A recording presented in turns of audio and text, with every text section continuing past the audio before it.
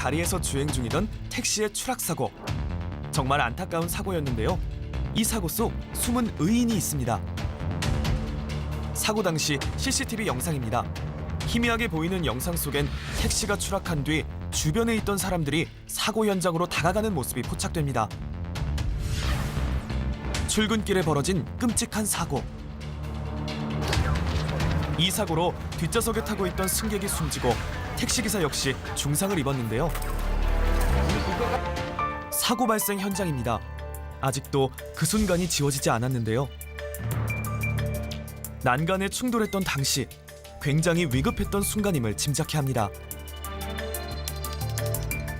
사고 당시 출동한 구급대원에게 그날의 일에 대해 물었습니다.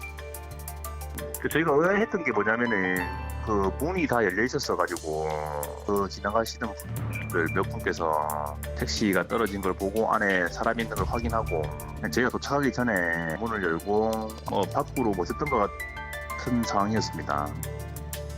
그렇다면 구조를 도운 이들은 누구일까요? SNS에서 그 흔적을 찾을 수 있었습니다.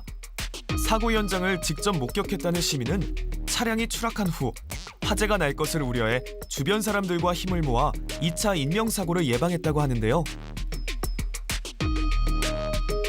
당시 구조에 동참했던 시민들 모습입니다.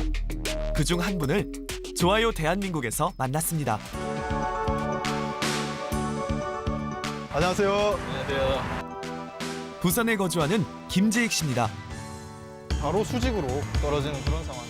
당시 목격한 상황에 대해 자세한 이야기를 들어봤는데요.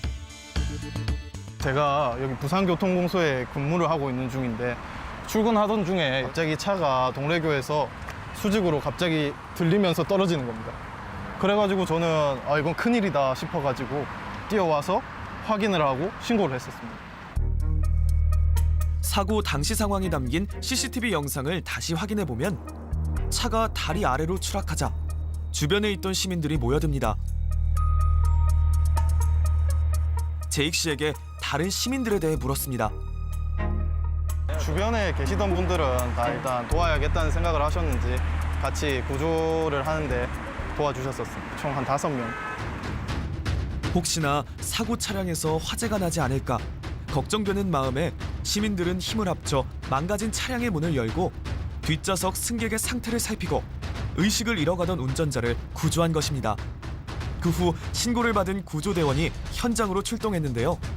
처음 겪는 상황이었기 때문에 당황감이 너무 컸었고요.